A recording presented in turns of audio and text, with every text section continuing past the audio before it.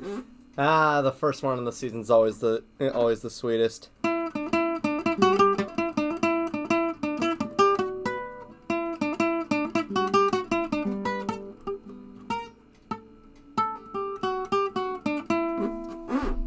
And evidently, I am rusty. Bruins fans, it is time to hug it out. Is it anymore? I miss the duo. In any case, the Bruins win 6-4 over the Montreal Canadiens. Welcome back down into the den, everybody. And wow. I was paying attention to the game, but honestly, what I was more so paying attention to was the fact that apparently Aurora Borealis is happening in Massachusetts, and I'm just completely blind to it. Well, it was happening over in Gillette Stadium, where there's usually an insane amount of light pollution, and I didn't see shit. Oh well. Before we get into this, drop a like, leave a comment, why not subscribe? Nailed it. Gotta, please help me out with the algorithm. This was a really good game from the Bruins. Honestly, every single complaint that I had about the Bruins last game completely gone this game, except for Frederick. Frederick, I think this game wasn't really that great. But ultimately, the Bruins were facing two opponents this game, and they beat both of them. I really do not want Wes McCauley officiating another game in the NHL. I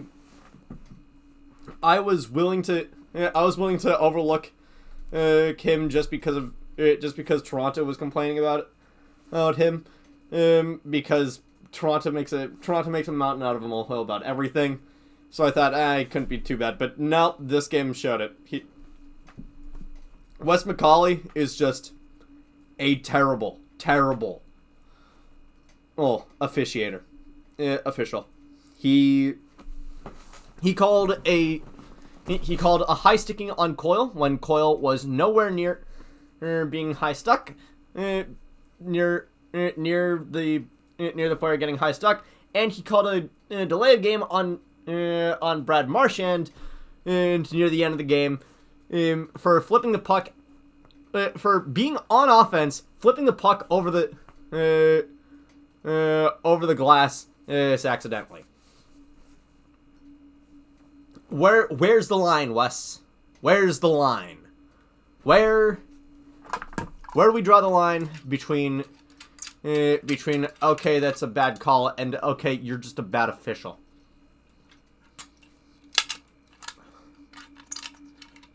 Whatever. In any case, whereas last game the Bruins acquisitions over the offseason and played like absolute doo-doo. This game, give me more of that. Give me seconds, thirds, fourths, fifths. Give me 80 seconds of that.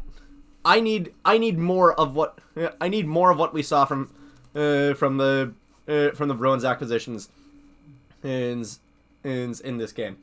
I need more of that. Hey, Elias Lindholm, fantastic, absolutely amazing. Was really good at moving the puck around. Nikita Zadorov had some really key hits that I loved. Mark Kastelic had 2 goals. Had 2 goals in this one. And Cole Koepke had a really nice one. I think even Riley Tufte had 2 assists. Yes, we're eating good. We're eating good, Bruins fam. The one thing that still pisses me off, Geeky is still on the second line. Now, for what it's worth, that's probably gonna stick until we get a. It's probably gonna stick until we get Patra back, but it's still a little bit frustrating. Now, for what it's worth, the game wasn't perfect. There were a couple instances that I think that the Bruins absolutely could have capitalized on. The 2-on-1, the odd man rush breakaway that we had shorthanded in the first period. That if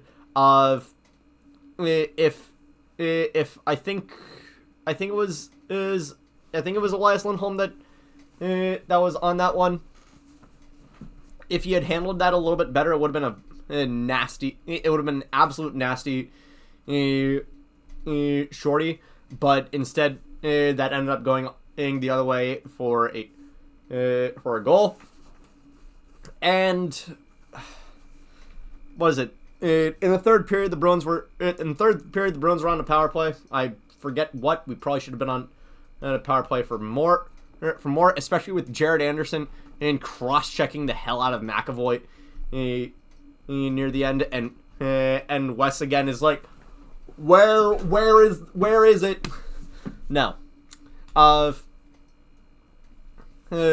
were on the power play, and Pavel Zacha, who, by the way, I think Pavel Zacha is primed for having one of an absolutely amazing season.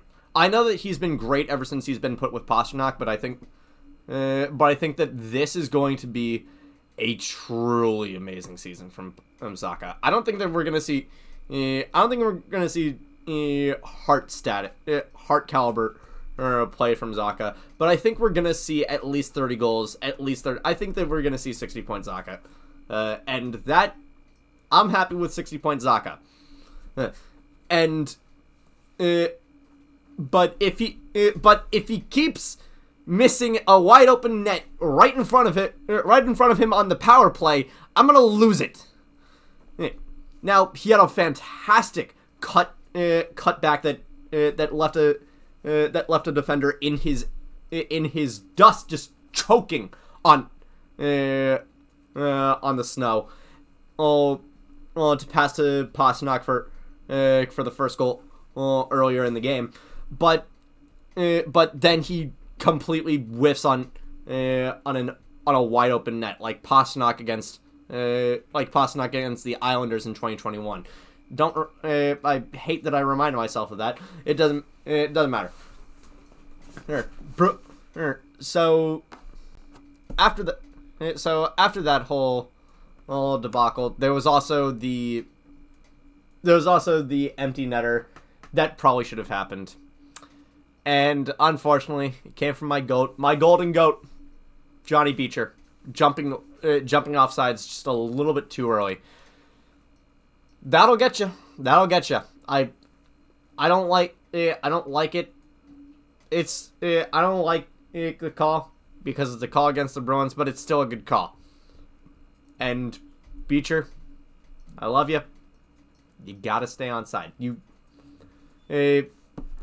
I think that the Bruins had a fantastic game. The defense played amazing.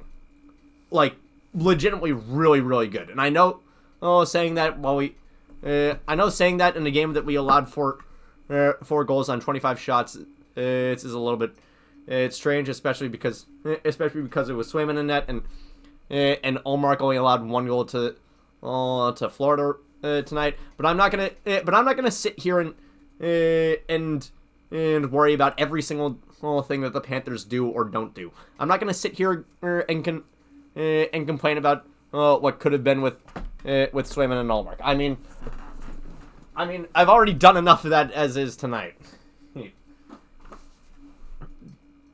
Oh wow, this got really out of focus.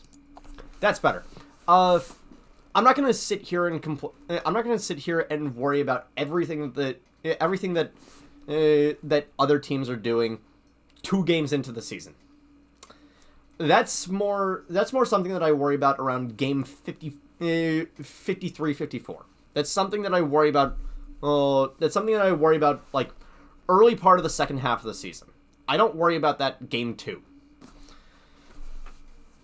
Unless it's something really, really stupid, like something that should have ended up on Steve Dangle if Steve Dangle was still doing that, if he was still with Sportsnet. Doesn't matter. I'm not concerned about it. What I am concerned about is the Bruins defense. Now, I think that overall, great game. Carlo does need to step up a little bit more in his own zone. I think that Carlo had a really good game in the offensive zone, which is really rare, which is honestly really, really rare for him. But it's not great. But he wasn't great in the neutral zone, and he wasn't great in the defensive zone, which really sucks, especially because that's supposed to be his bread and butter. That is supposed to be Brandon Carlo's island, and he needs to step up. Now, next game is a matinee against the LA Kings. I think that the Bruins got this. There is a little bit of fear in me about Quentin Byfield. There's a little bit of fear in me about Adrian Kempe. I think the Bruins got this. Anyway, that's gonna be it for me tonight. Thank you all so much for watching. Johnny Beecher 1C forever, and go Bees!